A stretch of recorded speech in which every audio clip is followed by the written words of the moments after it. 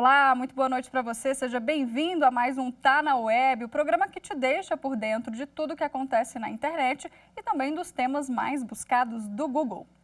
Hoje a gente começa falando do aumento da gasolina, esse tema aí que teve nos trends do Google durante a semana toda, porque o preço do combustível disparou, né? Não sei onde você mora, mas aqui disparou. E não foi só a gasolina que aumentou, gente. Gás, arroz, feijão, carne, fruta, energia. Parece que essa lista aí de aumento não tem fim. E isso tudo tem que caber, né, no salário de todos nós. E aí vale qualquer criatividade para fazer o dinheiro render no final do mês. Não tá fácil para o brasileiro não, viu? A última pesquisa do DIEESE, que é o Departamento Intersindical de Estatística e Estudos Socioeconômicos, concluiu que em agosto, agora mês passado, o salário mínimo do brasileiro teria que ser de mais de R$ 5.500 para dar conta aí dos itens básicos durante o mês. Olha aí que diferença, né? Hoje o salário mínimo é de R$ 1.000. Então, o que você acha desse valor? Me conta. Lá no Twitter da TV Justiça, a gente fez uma enquete. Perguntamos aos internautas se eles concordavam com essa pesquisa. E olha só, 15,8% não concordam que o salário mínimo devia ser 5.500. Essa galera está ganhando muito bem, viu? Mas 84,2% disse que sim, esse seria o valor necessário para passar o mês aí e não entrar no vermelho. Bom, para a gente falar sobre esses aumentos e ajudar aí você de casa, né, a fazer mágica com esse dinheiro, eu chamo a economista do DIEESE, a Mariel Angeli Lopes. Mariel, bem-vinda, boa noite, tudo bem com você? Boa noite, tudo bem? Obrigada pelo convite. A gente é que agradece. Bom, eu já quero começar te perguntando quais são os critérios, então, que o DIEESE usa para chegar nesse valor. O que vocês consideram como o ideal, né, para a pessoa viver e por que esse valor, então, de mais de R$ 5.500? Bom, então, todos os meses a gente faz a pesquisa nacional da cesta básica em 17 capitais. Aí, a partir do valor que a gente encontra nessa pesquisa, a gente calcula o salário mínimo necessário.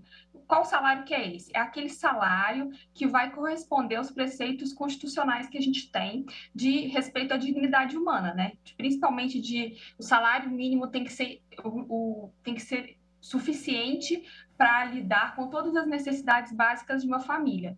Então, de acordo com o decreto número 399 de 1938, o salário mínimo tem que atender às necessidades de habitação, alimentação, vestuário, transporte e higiene do trabalhador. Como a gente pesquisa os alimentos da cesta básica, a gente sabe que a alimentação corresponde a uma parte desse salário mínimo necessário. Então, a partir dos valores dos alimentos, né, do gasto do trabalhador com alimentação, a gente extrapola e estima qual seria o valor necessário para manter uma família de 2 adultos e 2 crianças por mês. Nesse mês agora de agosto, o valor que a gente chegou foi de R$ 5.583,90, quase 5 vezes o salário mínimo real que a gente tem, que é de R$ 1.100. É uma diferença muito grande, né, Mariel? Agora, a questão da inflação que a gente tem visto, né, em várias manchetes, a inflação sobe, sobe, sobe e ela não está querendo abaixar, né? A estrutura dessa inflação ao longo do tempo, a gente tem essa realidade pandêmica desde 2020, né? Isso também influenciou para a gente chegar onde a gente está hoje, na sua opinião? Sim, claro. A gente tem uma estrutura de preços bem interessante, porque os cálculos de inflação eles levam em consideração vários núcleos. Então, assim, como a gente falou aqui da alimentação, né? Além disso, eles levam em consideração os valores que a gente gasta com energia elétrica, com os combustíveis, com saúde, com educação, com habitação, né? E aí entra aluguel, financiamento, condomínio, todo esse tipo de despesa que a gente costuma ter, né?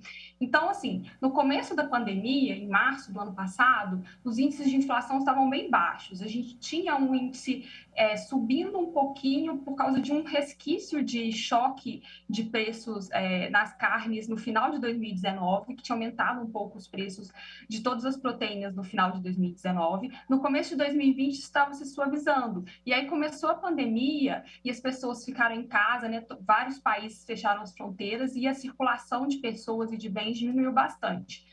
Com isso, a gente teve um aumento generalizado nos preços dos alimentos, principalmente, porque muitos países investiram em estoques. E no caso do Brasil, que é um país que exporta alimentos, e a gente tem o real muito desvalorizado com relação ao dólar, valia muito mais a pena exportar a produção nacional do que vender aqui. Com isso, a oferta que a gente passou a ter aqui nos supermercados, nos mercadinhos e nas feiras ficou menor. e aí isso fez com que o preço dos alimentos subisse e isso pressionasse a inflação. Mas, ao mesmo tempo, tinha outros setores que estavam completamente parados por causa da pandemia, como, por exemplo, o setor de serviços, o setor de hospitalidade, de alimentação fora do domicílio, né? Porque muitas pessoas Tudo ficaram trabalhando em fechado, né? casa. Uhum. Isso, exatamente. Então, a gente teve um aumento no preço dos alimentos, mas, ao mesmo tempo, em outros setores, a gente teve uma queda de preços, né? Nos serviços realizados para as famílias, nos valores dos índices de preços de educação, até de saúde um pouco. Aí, o que acontece? No final de 2020, esse aumento dos preços dos alimentos, ele vai arrefecendo, mas muito pouco, né? Os preços continuam altos, a gente não teve nenhum choque, digamos assim, que faz com que os preços abaixem nos últimos meses. Eles desaceleraram os preços dos alimentos. Só que o que aconteceu ao mesmo tempo? A gente começou a passar por questões climáticas que têm influência tanto no preço dos alimentos, como também outros componentes da inflação. No caso aqui do Brasil, como a gente depende de energia hidrelétrica e a gente está passando por um período de seca muito forte, o preço da energia aumentou. E aí isso tem um impacto muito significativo nos últimos meses, que a gente teve vários reajustes, né? E agora em agosto a gente teve a criação de uma bandeira extra na conta de luz para tentar diminuir o consumo, e com isso a inflação acaba subindo. Ao mesmo tempo, muitas medidas de distanciamento social acabaram. Então, outros setores, tipo o setor de serviços, né, como eu falei, que no começo da pandemia estava com índices de crescimento muito baixos, começaram a funcionar novamente e, com isso, os preços sobem. Né? Inclusive porque os donos de restaurantes, de bares, né, donos de salão de beleza, começam a ter que considerar essas mudanças de custo que aconteceram no último ano no preço dos seus produtos e dos seus serviços. Aí o que a gente vê agora em junho, julho e agora em agosto, né, os resultados que a gente viu que o IBGE divulgou hoje, é um crescimento muito significativo em quase todos os núcleos da inflação. Né, que torna bem mais difícil a situação nos próximos meses, porque você não teve uma diminuição dos preços dos alimentos para compensar o aumento nos outros índices que subiram ao mesmo tempo. É muito preocupante, né? Tem alguns estados que são assim mais críticas, a situação é um pouco mais crítica em alguns estados específicos, por exemplo, no valor da cesta básica, tem alguma região que sofre mais? Isso, a gente tem, assim, a gente não tem como a gente dizer que tem estados com cesta básica mais barata, digamos assim, porque os menores valores são acima de R$ 400, que a gente calcula.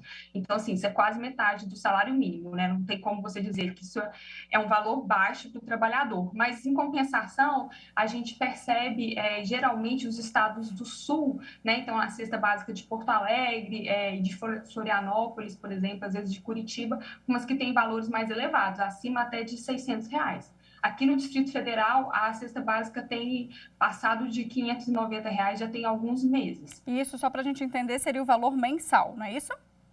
O valor mensal, isso, da cesta básica. E a gente pesquisa 13 produtos na cesta básica. Então, assim, tem arroz, feijão, óleo, batata, tem vários produtos, né, diferentes, mas a gente pesquisa só alimentos, especificamente. Tá. Agora, fiquei curiosa, porque antes de entrar ao vivo aqui, eu estava me preparando para o programa, entrei no site de vocês e lá é muito interessante, até para você ir de casa ver o site do DIEESE, eles têm todos os anos, né, essa previsão aí que vocês fazem. E eu fui descendo ali descendo o mouse para saber qual ano, então, corresponde à nossa realidade atual. Então, para você entender, a gente está em 2021, o salário mínimo, então, R$ 1.100, né? E esse valor foi estimado pelo DIEESE em 2001 e em 2002. Então, 20 anos depois, a realidade que a gente tem é o valor necessário, no caso, de acordo com as pesquisas que vocês fizeram.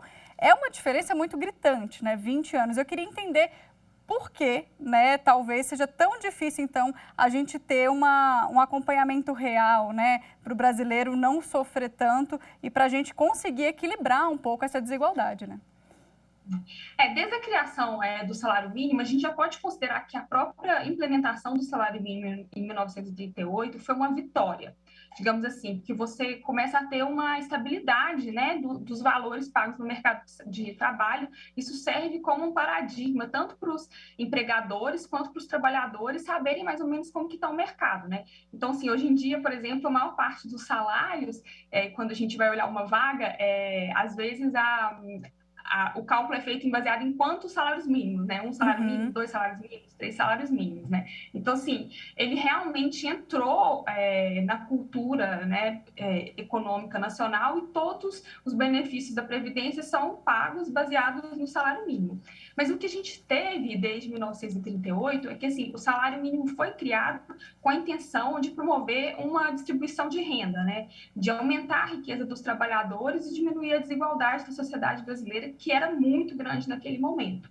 E desde então, a gente teve alguns momentos em que o salário mínimo teve uma valorização maior, em alguns momentos que ele ficou muito estacionado nos valores, né? E isso depende do que os governos decidem, né? Da política de valorização do salário mínimo. A gente teve, nos últimos 20 anos, muitos anos seguidos de aumento do salário mínimo acima do valor que a gente tinha na inflação. Então, chegava em 1º de janeiro, o reajuste do salário mínimo era superior à inflação de 1º de janeiro. E isso foi estabelecido por lei. Foram muitos anos, a última lei que a gente teve foi de 2011 até 2020, e o cálculo era específico, considerando que o salário mínimo deveria atender às necessidades do trabalhador e da sua família. Por isso, ele tinha que ter um crescimento superior ao aumento dos preços, que era a inflação. Mas isso é bem complicado, porque isso depende de várias questões, e também depende da situação econômica do país, né? Então, assim, se o país está passando por uma crise econômica, é pouco provável que as pessoas consigam pagar salários mais elevados para os seus funcionários, né? Sim, infelizmente é isso. E aí a dica que a gente pode dar começa a substituir, né? É o frango, é o ovo pela carne que está cara, o legume mais barato do dia, né? Tem que fazer mágica. Isso é pesquisar os dias melhores, né, para ir na feira, comprar no atacado, né? A gente, os brasileiros têm várias dicas que acho que a gente pode ficar aqui um tempão compartilhando, né? É verdade. Bom, Mariel, eu adorei nosso bate-papo, eu acho que foi enriquecedor, agradeço a sua participação aqui e quem sabe a gente algum dia vai ter aí um salário mínimo ideal ou no mínimo decente, né? Porque com R$1.100 hoje em dia não dá para você pagar aluguel, alimentar filho, não dá, né? Exatamente. A nossa intenção, na verdade, não é que o salário mínimo que a gente sugere seja um salário mínimo que no dia seguinte seja estabelecido e passe a ser pago no país. A nossa intenção é que ele seja assim, aspiracional, digamos assim, né? Que os governos e que os funcionários, os próprios trabalhadores tenham valores de referência, né? Para saber aonde que a gente poderia estar caso a situação melhore. É isso. Tá certo. Obrigada. Boa noite para você. Obrigada, boa noite. Bom, agora a gente volta aqui para as telas para saber o que mais está na web e os assuntos também que tiveram aí na internet nos últimos dias. Vamos lá?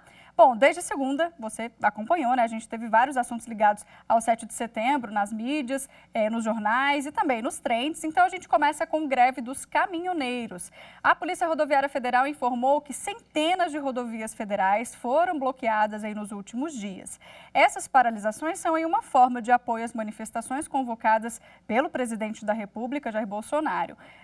O presidente já até pediu, né, a categoria para liberar as estradas, mas nem todo mundo obedeceu a esse pedido e algumas rodovias ainda seguem interditadas ao longo da semana. Bom, ainda falando do 7 de setembro, com mais de 1 milhão de pesquisas, temos manifestação 7 de setembro.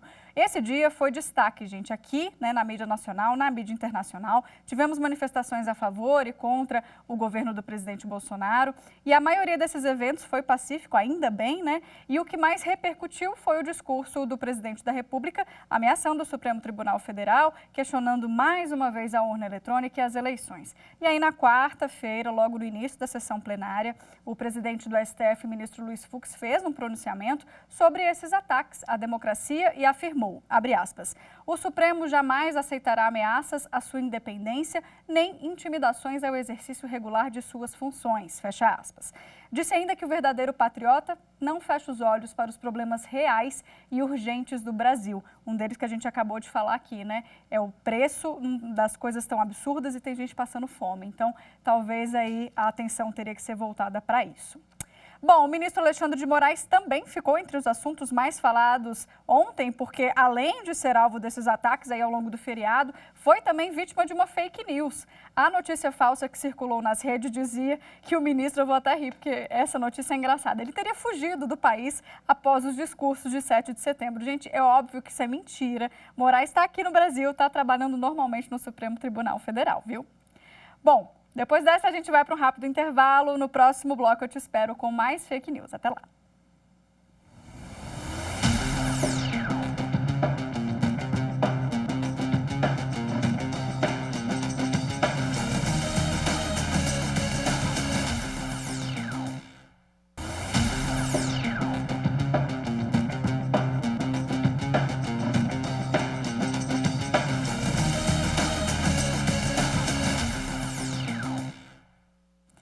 Tá na Web, tá de volta. Vamos começar então esse segundo bloco mostrando para você a fake news que está sendo desmentida na nossa editoria semanal lá do Instagram. Era fake, né? É uma editoria que desmente as notícias falsas que circulam nas redes sociais. Então, se você não segue a gente, o nosso IG é TV Justiça Oficial. Bom, olha só, é fake então a mensagem que circulou nessa semana nas redes dizendo que o presidente da Anvisa afirmou que é arriscado tomar vacinas experimentais. A verdade, gente, é que o presidente da Anvisa deu uma entrevista e fez críticas a uma proposta que limitava o prazo da Anvisa para analisar essas vacinas. Aí o que aconteceu? Tiraram essa fala do contexto, editaram e criaram uma fake news. Então, não acredita em tudo que você vê e ouve, tá? E agora a gente confere a notícia falsa que está sendo desmentida essa semana aqui na programação da TV Justiça. Pode rodar.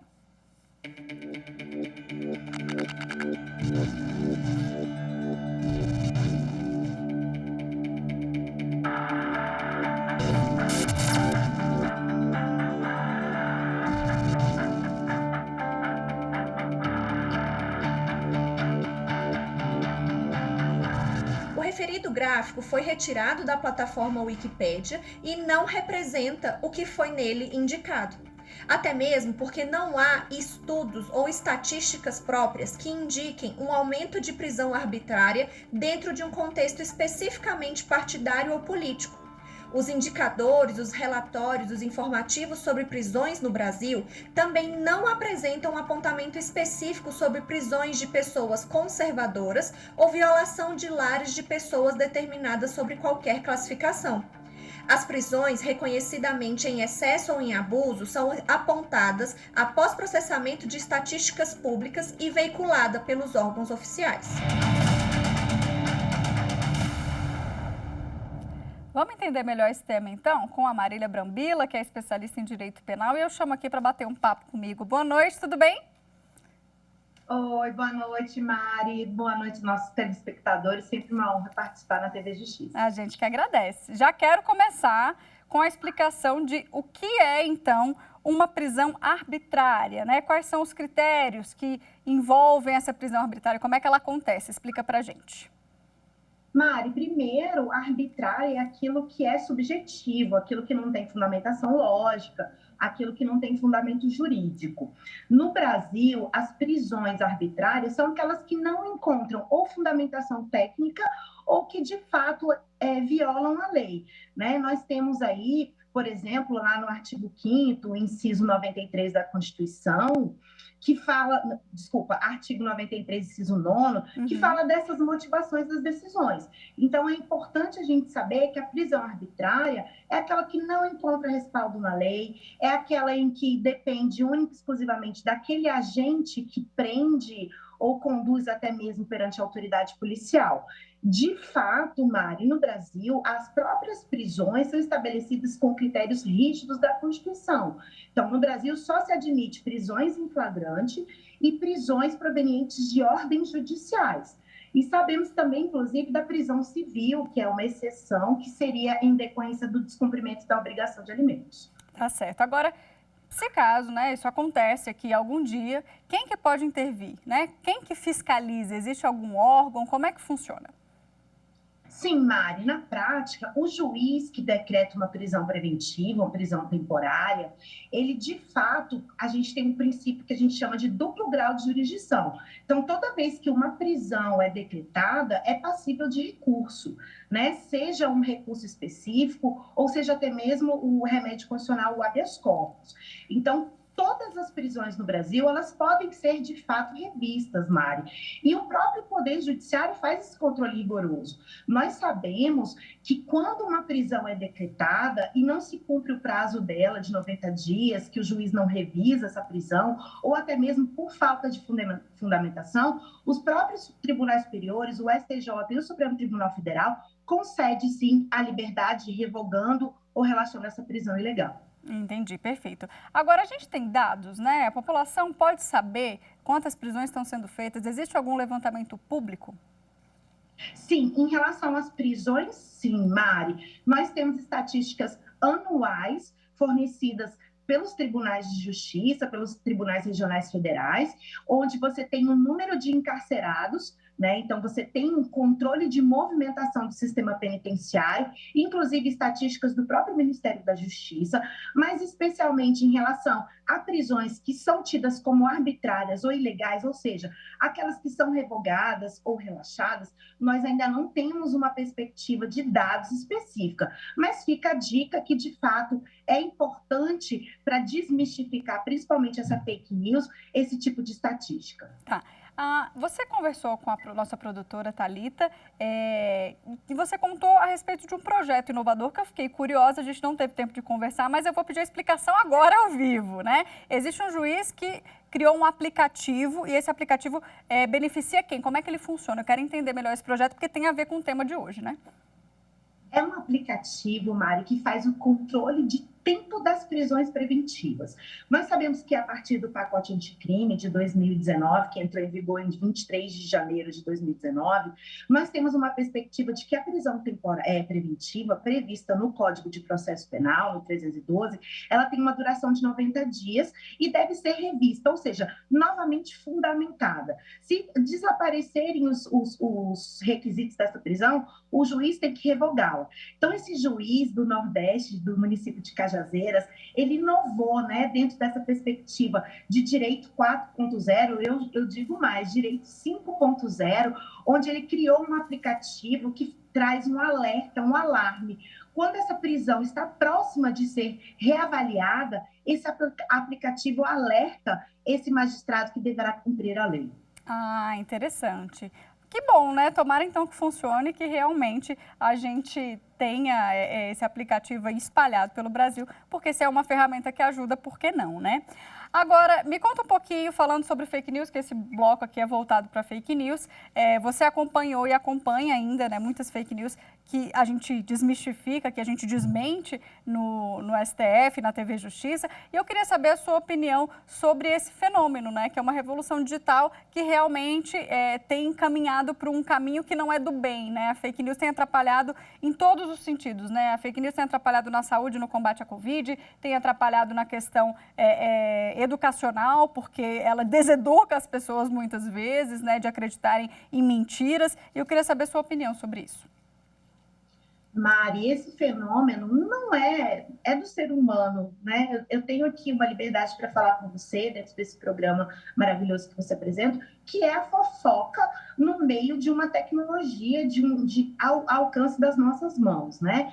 O que acontece? Da mesma forma com que a gente se preocupava quando estávamos diante de algumas fofocas ou intercorrências das relações interpessoais, a gente precisa, para essa desmistificação, sempre buscar o que a gente chama de dados, como a gente falou nessa reportagem, e falar um pouquinho também do critério científico. Muito se fala, né, Mari, dessa questão de pesquisa científica, de critério científico. O pesquisador brasileiro, o jurista brasileiro, o cidadão brasileiro, ele tem que se focar sempre nos estudiosos, né? Dentro daquilo que é uma perspectiva de pesquisa, de hipóteses, né? Então, qualquer tipo de notícia que nós encontramos, Mari, já desconfie, por exemplo, via aplicativo de mensagens encaminhado com frequência. Isso tem sido um divisor de águas. E aí, algumas orientações. olhar de fato qual é a data dessa notícia, como essa notícia foi escrita, se ela tem caráter sensacionalista, se ela é baseada em dados científicos, qual é a instituição que forneceu os dados para essa notícia, se esse site é de confiança. Então, assim, Mari, é uma questão de nós nos acostumarmos e, de fato, tem uma responsabilidade social. Não propalem notícias falsas. Isso pode gerar aí danos irreparáveis. Sem contar que às vezes a pessoa fica tão ali abismada com a manchete que compartilha sem nem ler a notícia. E é uma coisa, né, é um movimento aí que está sendo bem crescente e preocupante. Marília, é isso. Eu agradeço muito a sua participação aqui mais uma vez na TV Justiça. Uma boa noite. Eu que agradeço, Mari. Bom, gente, eu vou ficando por aqui então, hein? Não deixe de acompanhar as nossas redes sociais, Instagram, Twitter e YouTube. Volto na semana que vem, então, com mais assuntos da web para você, tá? Até lá!